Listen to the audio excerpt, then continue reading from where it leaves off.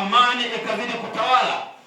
Baba, kama ushivyo, tunaomba kwa ajili ya rais wa serikali hii ya Tanzania, Bwana, ambaye hata katika kusanyiko hili limepatikana jina nzuri na la baraka la kwamba yeye ni Queen of Africa.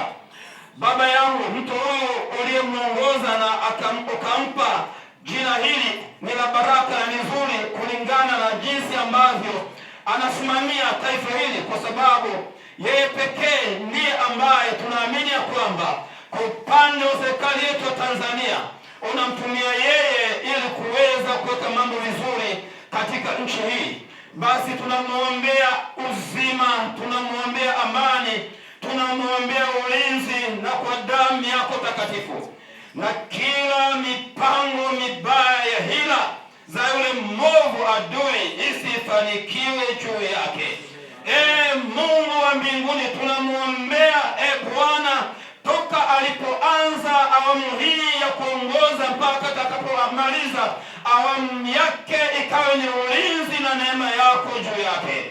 Baba, tunaomba usinyamaze kwa ajili yake, katika jina la Yesu Kristo wa Nazareti aliye hai. Tunaomba kwa ajili ya makamu wa rais, ikiwa ni pamoja na waziri mkuu. Tunaomba kwa ajili ya bunge, tunaomba kwa ajili ya vyombo vya usalama, kama ushivyo Mungu ukazidi kusimama, na tunakwenda kinyume na kila mipango mibaya inayoendelea kwa siri ili kuharibu amani katika taifa hili la Tanzania. Katika jina la Yesu Kristo wa Nazareti aliye hai, tunasimama kinyume na wote wenye nia mbaya, tunasimama kinyume na watu wenye hila, tunasimama kinyume na watu wenye mikakati ya aina yoyote isiyofaa, ishindwe kabisa katika jina la Yesu Kristo wa Nazareti aliye hai.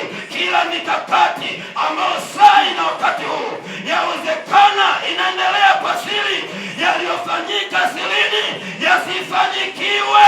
Amani izidi kutawala, na watu wote wazidi kuishi kwa amani, na watu wote wazidi kuishi kwa upendo, umoja na amani iwe ni sehemu ya taifa hili la Tanzania, katika jina la Yesu Kristo wa Nazareti aliye hai.